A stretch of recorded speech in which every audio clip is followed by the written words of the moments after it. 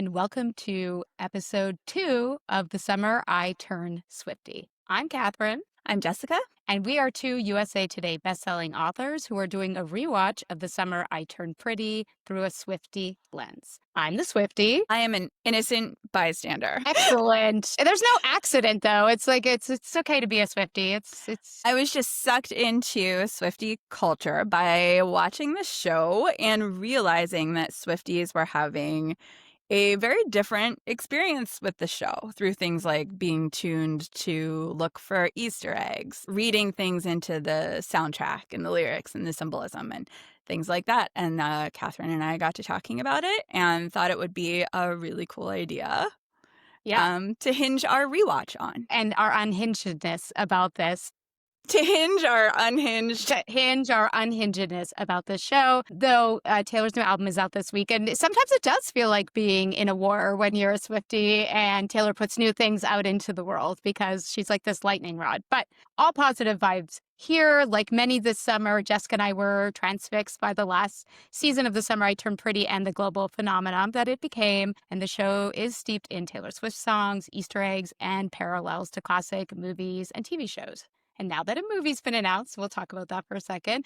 We're doing a once-a-week rewatch and discussion of all of the above. So whether you're watching this for the first time because you want to know what all the fuss was about, or you're rewatching, or maybe you're not rewatching, but you're just not done talking about it, and so you want to listen to somebody else talk about it.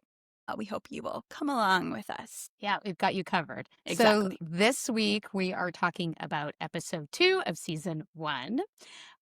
Which is called The Summer Dress. But before we get to that, it's not news about the movie. There is a movie, in case you didn't know it's coming. We don't know when it's coming, but I did collect together what we do know, what Jenny Han, the creator, has told us about it. So she said that it's going to be another big milestone for Belly. So we're going to continue on her journey. When asked if fans can expect a wedding in the movie, we're trying to stay a little spoiler-free here, so we're not talking about wedding to who. She said it was still a little too soon to say, but they finished a draft, so we're chugging along. As writers, we'd like to hear that. You know, if you need a second set of eyes, Jenny, we're available. As for whether the film would be arriving in 2026 or 2027, she confirmed that 2026 was off the table. We don't know when it's coming out, but not next year. Still have to make it. And she also confirmed that a couple would be happy and together in the movie. So can't wait to see it. We'll have some episodes once we finish our rewatch guessing about the movie, talking about the movie. And if we hear any breaking news about the movie, we will bring it to you, obviously. When it's like a book series, normally I have so much sympathy for writers when their fans just want them to write faster. I can't imagine writing under that kind of pressure and feeling the scrutiny already for what you're doing. But for this movie, I do feel impatient. It's true. And you know what? She did have a year. So the two main characters did say that they knew about the movie a year ago. And so she's had a year to write this without that pressure. So I suspect she's further along in the process than she says she is. She did post to her stories this week while she was cooking. Like actually cooking, but I think it's a metaphor. I'm listening to Taylor Swift, but maybe I'm reading too much into it. Let her cook. That's what she's saying. She's saying, let her cook, as the kids say. I mean, she's definitely, as we are, going back through and watching these episode by episode, it is amazing, at least to me, as a non-Swiftie who is not trained to look for these kind of things, how much she really was embedding in the first season that she planned to carry through the entire time. Or maybe she didn't plan it. And she just did it in a way that still makes it look seamless, as if she planned it all along. But to really think, when you do the first season of a show, having no idea if it's even going to get picked up and get to finish your vision. The fact that there are things in literally the finale of season 3 that we can spot glimmers of in like episode 2 of season 1 is pretty amazing to me. So we will give her the time and space she needs to do whatever she's doing in the movie. I'm sure it's going to be amazing. For sure. And I think with that, I mean, obviously she had the 3 books, so she did know what the arc of the characters was going to be. And once she decided if she was going to follow that arc or not, some of that was there for her. I think obviously I write a series and you go back and you reread and you're like, oh, right, I did this. And so you can pick up on that later. So some of it's planned and some of it kind of organically changes along the way. So I suspect that's both of those things are here. But she's very attentive to those details and the callbacks are deliberate and very well done. Yeah. And I'm not even talking about like character arcs. I'm talking about like props.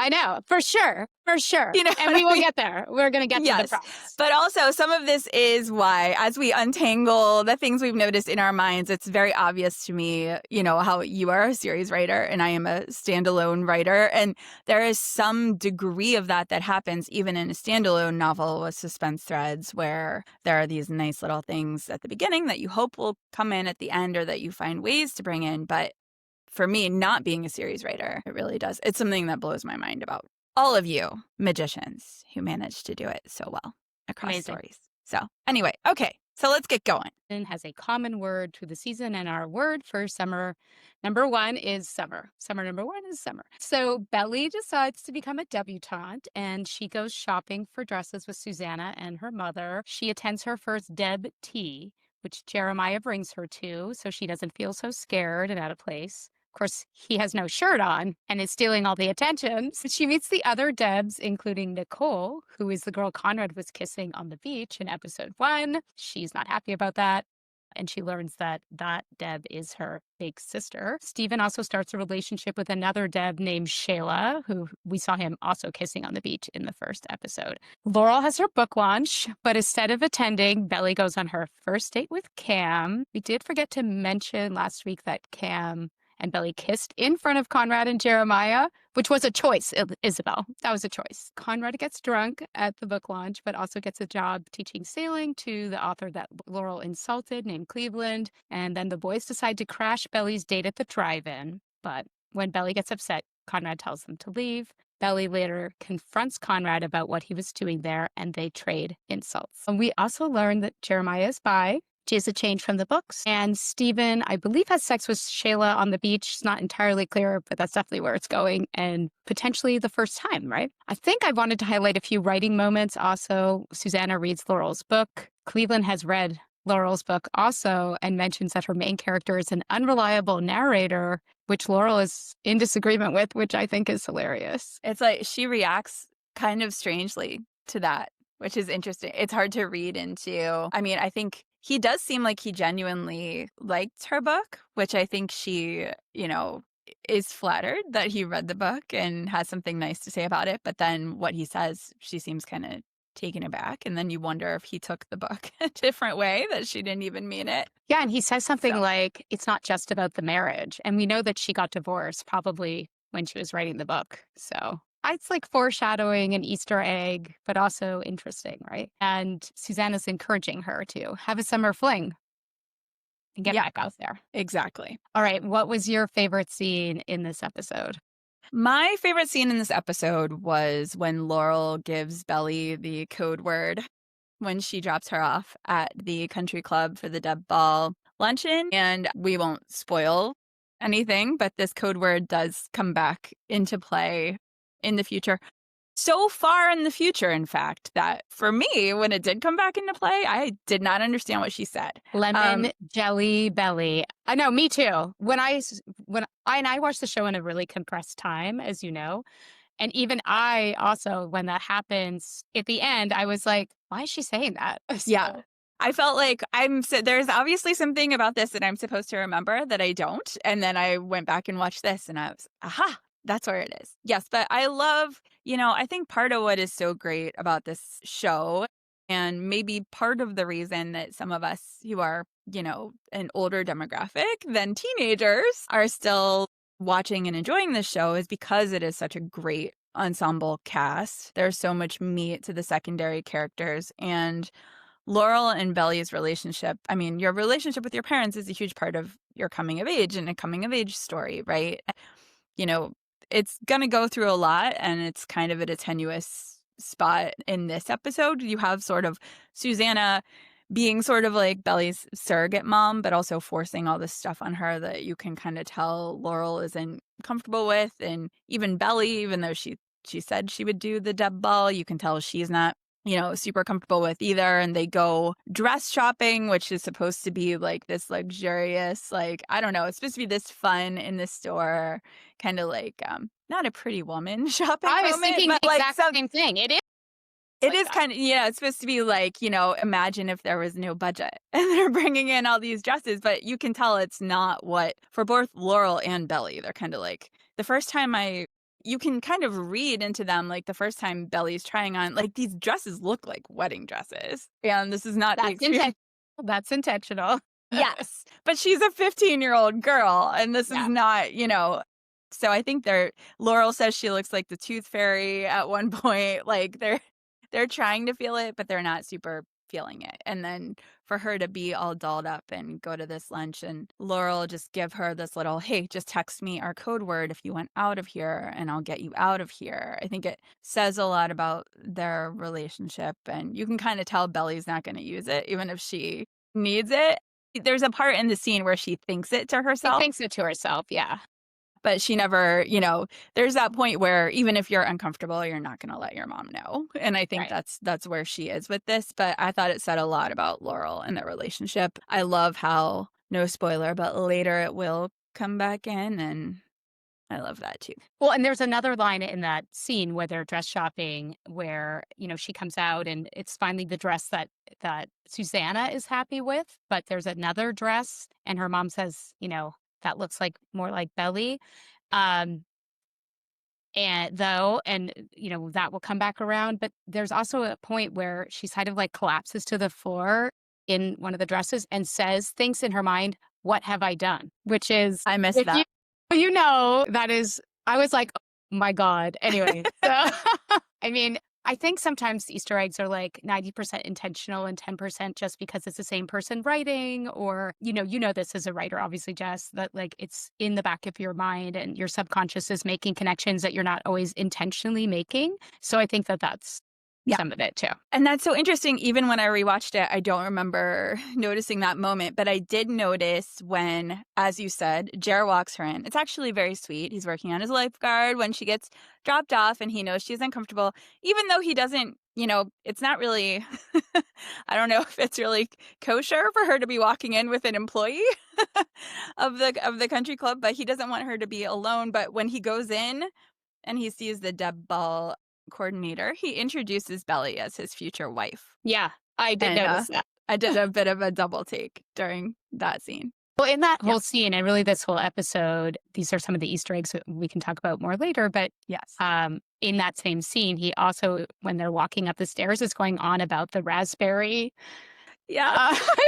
desserts. So yeah, there's a lot to call back to here. Okay, my favorite scene in this episode is after Belly comes home with her date and she confronts Conrad in the kitchen. What I think is so interesting about these two characters, and I said this last episode as well, is that their masks come down with the two of them. They are so comfortable together.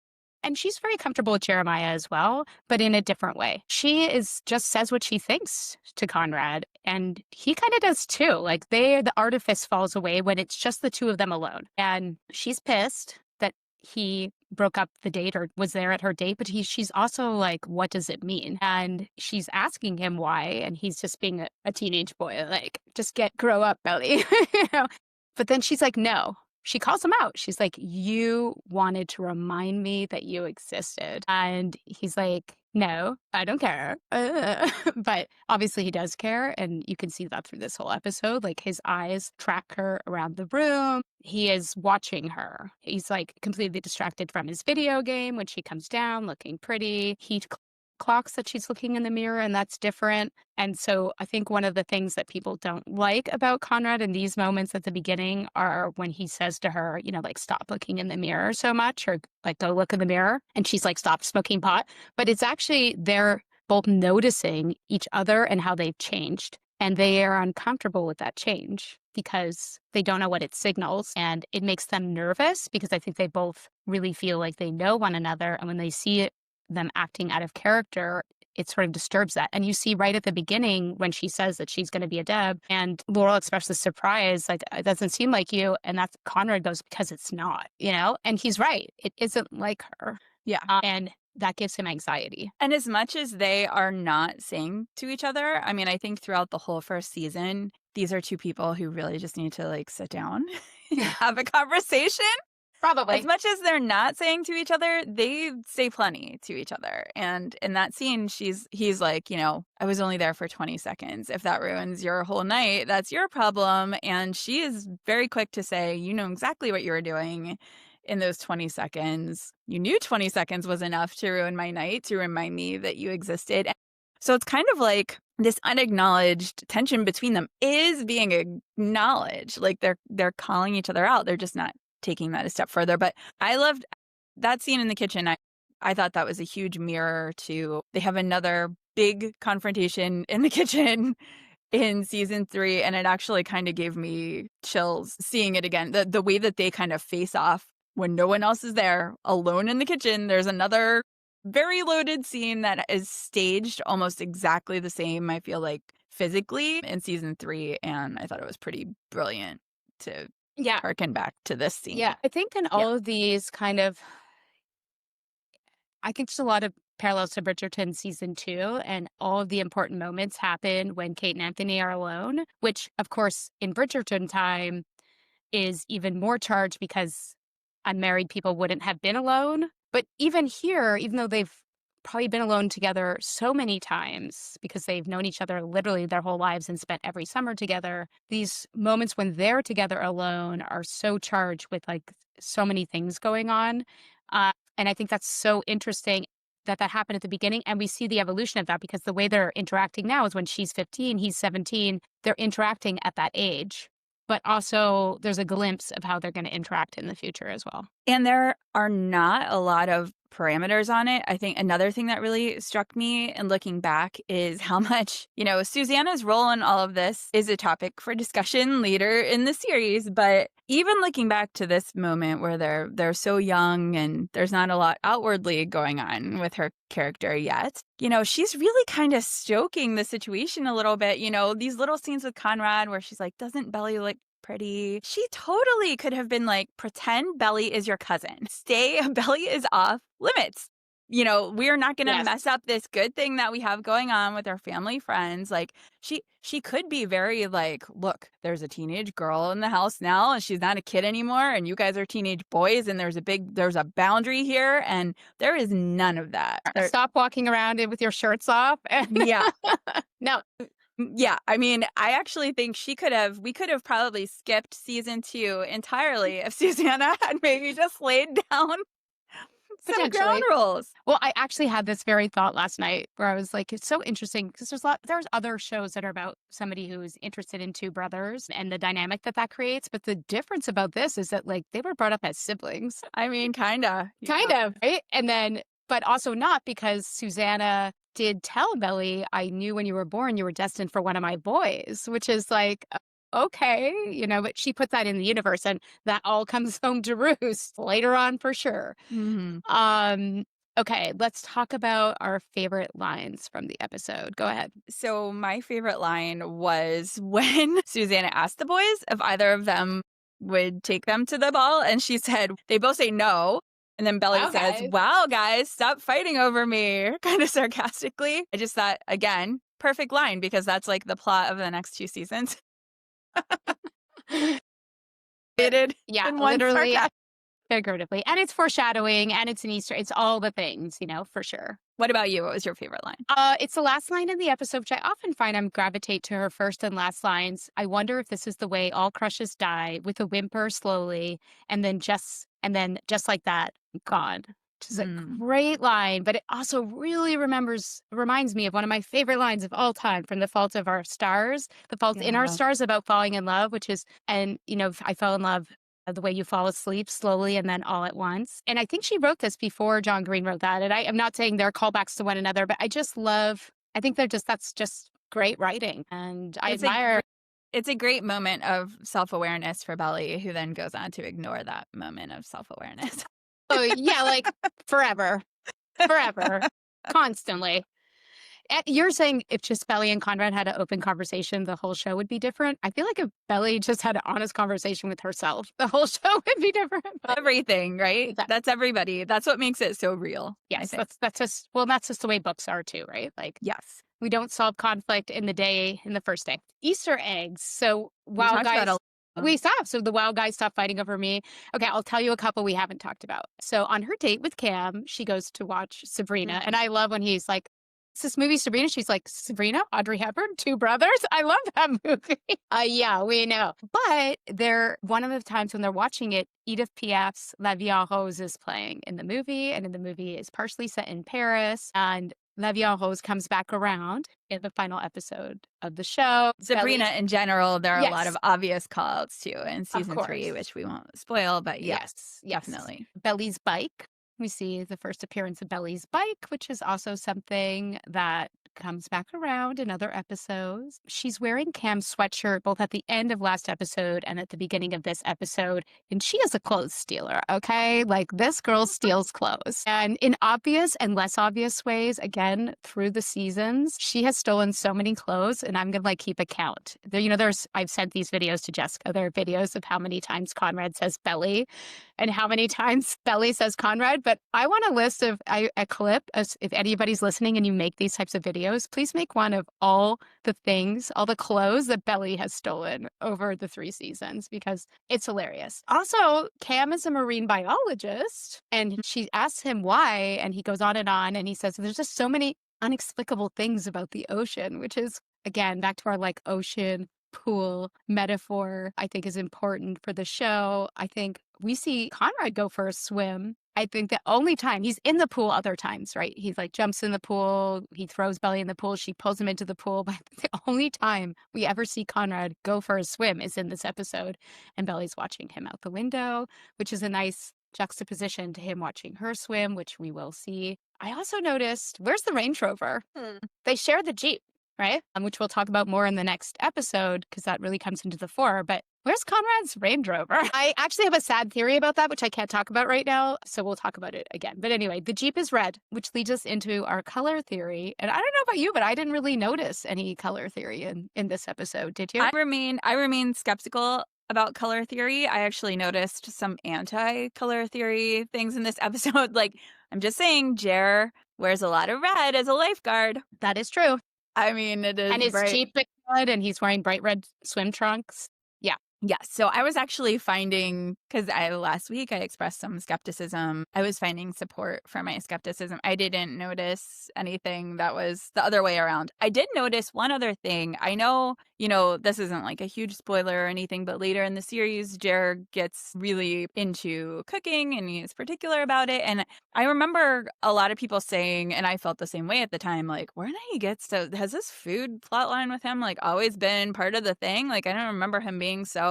And this episode, he's making his hangover smoothie for himself and Conrad, and he's actually being very particular about how it's done. Steven's like tries to interrupt him in the kitchen, and he's like waving a golf club at him. Poaching to get out of the way. He's poaching an egg. Yeah. He poaches an egg. That's very particular. And he talks about food a lot. So. It was in there all along for anyone who I knew that. It was just, it wasn't like in an important way. No. Until later, but it was there all along, which is kind of satisfying to look back and see. I think with the color theory, I think at this point, it's actually Conrad wears a lot of blue. Conrad's main color palette is blue. His room is blue. And yes, right now, Jeremiah's color palette is red, which is interesting. If red is supposed to be like passionate love and blue is supposed to be the opposite of that, I guess. So I agree. I'm not sure it was fully formed at this point. I think Jer is passionate about everything. He's passionate about everybody equally. I mean, it's hard not to like him. He's in this season, especially, he's irresistible in that way that to me was so relatable as like the guy who's a player who you like and your friends are telling you, oh, he's such a player, and but he's playing you and it's working. I mean, even the scene where he walks Belly into the country club, he's, in the scene before that, he's standing next to Steven at the pool and they're basically talking about how everybody is hot and all the people that they like.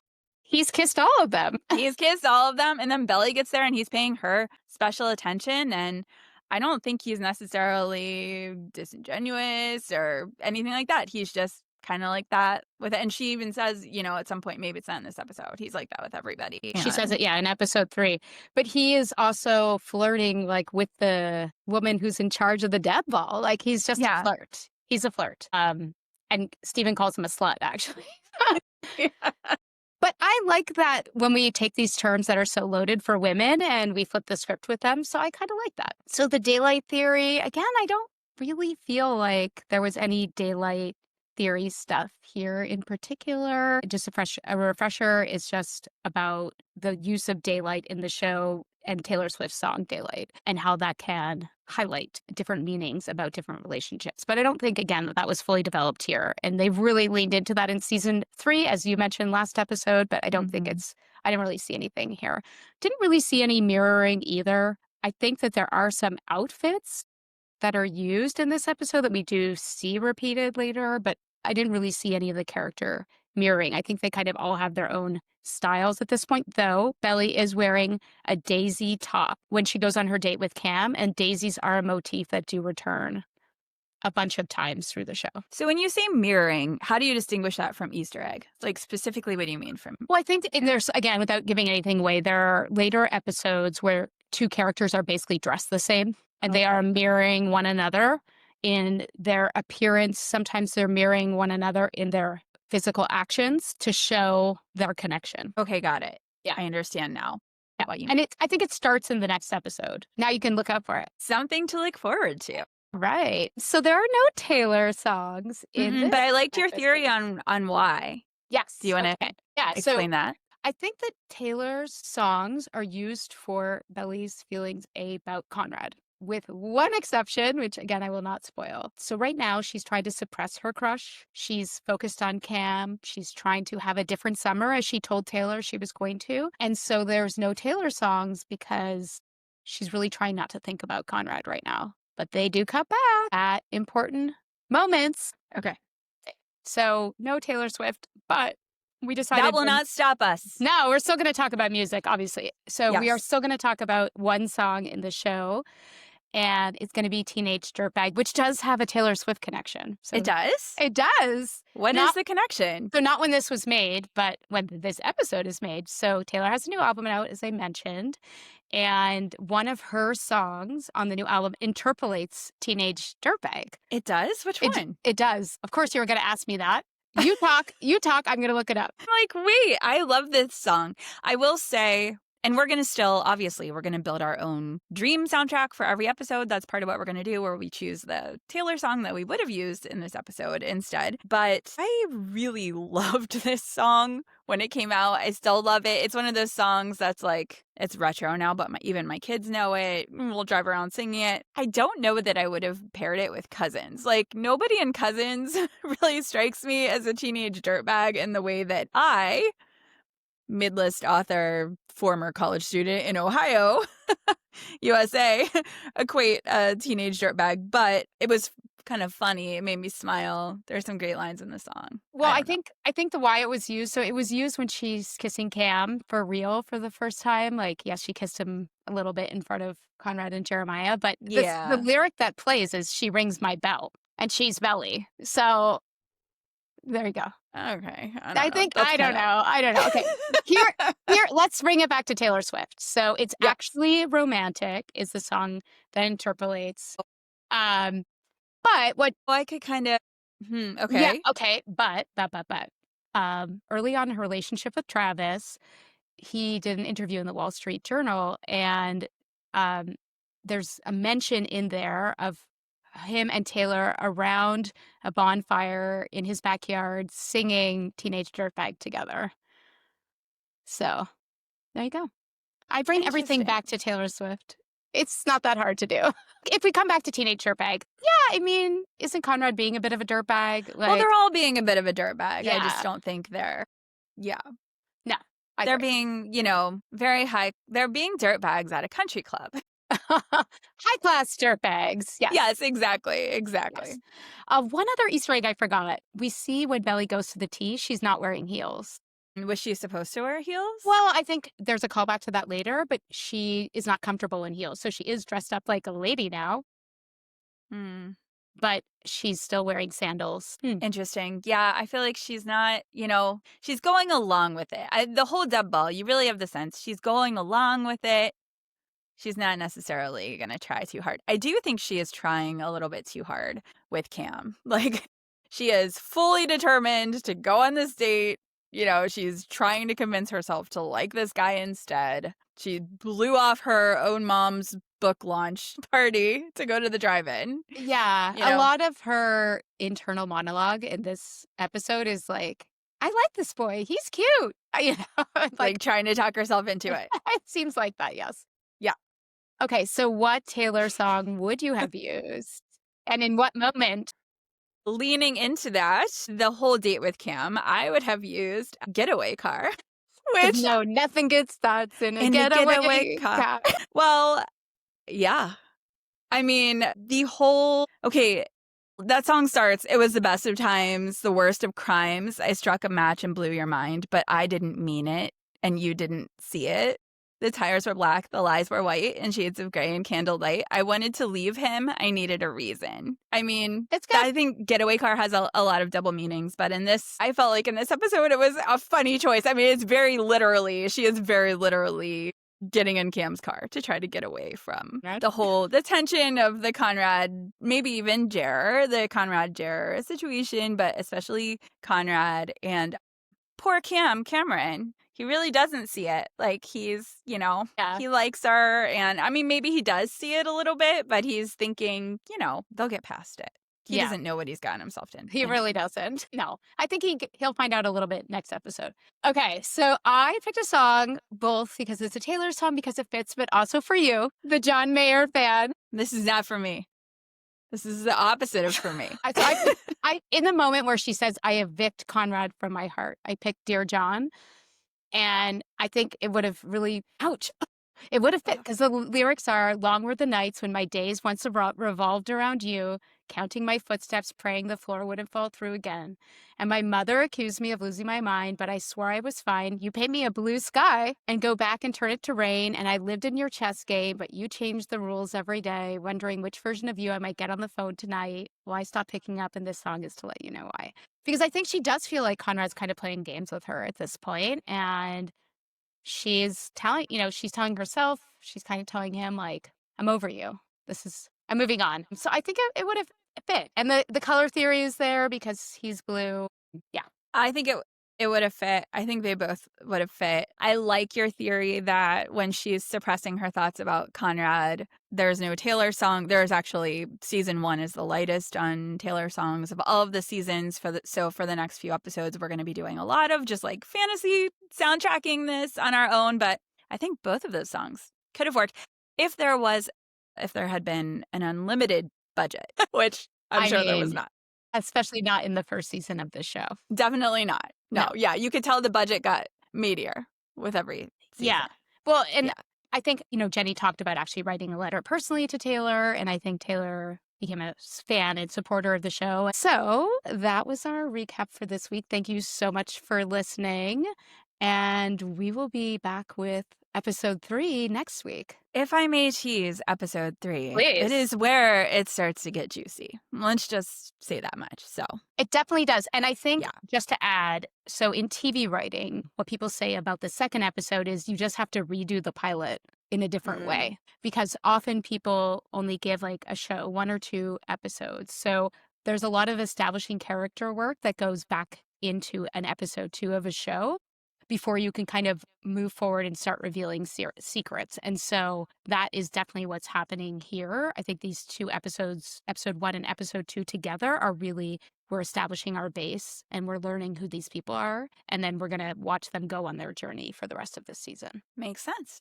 And It's going to be good. Yeah. We'll see you next week. See you next week. Thanks for watching and listening and all the things.